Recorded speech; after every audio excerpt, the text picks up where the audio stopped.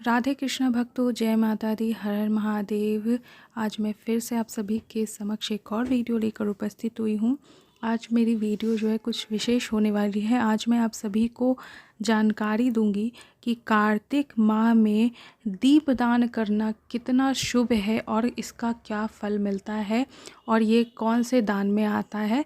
तो आज विशेष करके मैं दीपदान कार्तिक मास के बारे में बताऊंगी और इसका क्या महत्व है ये भी बताऊंगी।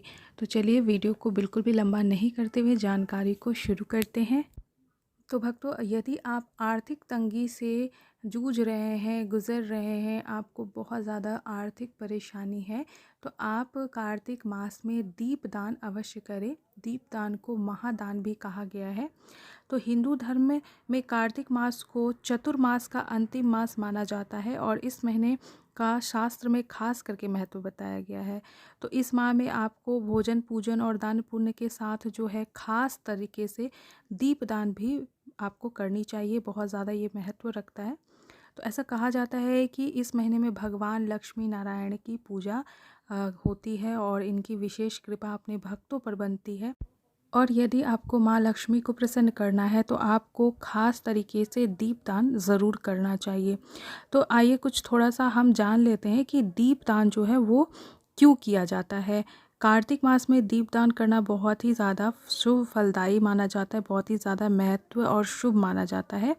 माना जाता है कि कार्तिक माह में आकाशमंडल का सबसे बड़ा ग्रह माने जाने वाला सूर्य अपनी नीच की राशि तुला में गमन करता है। तो इस वजह से वातावरण में अंधकार जो है वो फैल जाती है। इसलिए इस पूरे मास में दीप जलाने, जप तप और दान व स्नान करने की विशेष महत्व है। स्नान भी पवित्र नदियों का होना चाहिए भक्तों।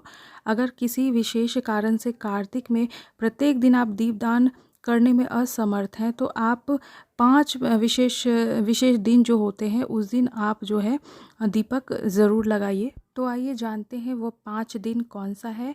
विशेषतः कृष्ण पक्ष में 5 दिन रमा एकादशी से दीपावली तक बड़े पवित्र माने जाते हैं। इसमें जो भी दीपदान किया जाता है वह सब अक्षय और संपूर्ण कामनाओं को पूर्ण करने वाला होता है, यानी कि जो भी आपकी मनोकामनाएं हैं वो पूर्ण होगी।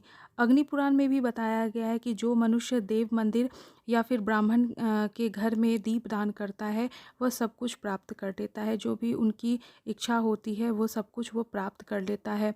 या तो आप नदी किनारे भी आप माता लक्ष्मी को प्रसन्न करने के लिए नदी के किनारे पर भी दीपदान कर सकते हैं। यदि आपके जो क्षेत्र में कोई पवित्र नदी है तो उनके जो नदी के किनारे होते हैं वहाँ पर आप दीपदान करना बहुत ही ज़्यादा शुभ माना गया है, उत्तम माना गया है। या भूमि पर भी आप दीपदान कर सकते हैं। ऐसा कहा जाता है कि व्यक्ति को जो नरक में जाने वाला रहता है उससे बचाता है भूमि दीपदान। भक्तों, आपको पूरे कार्तिक मास में माता लक्ष्मी के साथ साथ भगवान विष्णु और शिवलिंग के समक्ष भी जो है आपको दीपक लगाना चाहिए। दीपक आपको किस चीज़ का लगाना है? दीपक आपको घी का लगाना है। जो कार्तिक मास की रात्रि में श्रद्धापूर्वक शिव जी के समक्ष दीपमाला समर्पित करता है, उसके चढ़ाए गए हुए दीप शिवलिंग के सामने जितने समय तक जलते हैं उतने हजार युगों तक जो है स्वर्गलोक में प्रतिष्ठित होते हैं। जो भी दीपदान करते हैं, जो कार्तिक महीने में शिव जी के समक्ष घी का दीपक समर्पित कर वह ब्रह्मलोक को जाते हैं।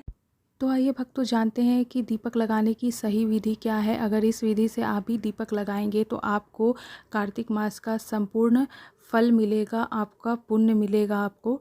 तो जो भी आप दीपक लगाएं, दीपक आप किसी भी चीज़ का लगा सकते हैं, मिट्टी, तांबा, चांदी, पीतल, सोना, किसी भी चीज़ का, आप किसी भी धातु का लगा सकते हैं।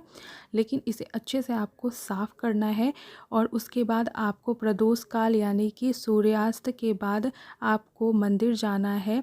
अगर आप घी का दीपक जला रहे हैं तो रुई की बाती का प्रयोग करें। यदि आप तेल का दीपक लगा रहे हैं तो आप कलावे या लाल धागे का बाती के रूप में उपयोग करें। और इसका फिर उसके बाद दीपक रखने से पहले आपको चावल या गेहूं जो है, आपको दोनों में से किसी एक चीज़ को लेना है, या सप्त धान्य भी आप ले सकते हैं।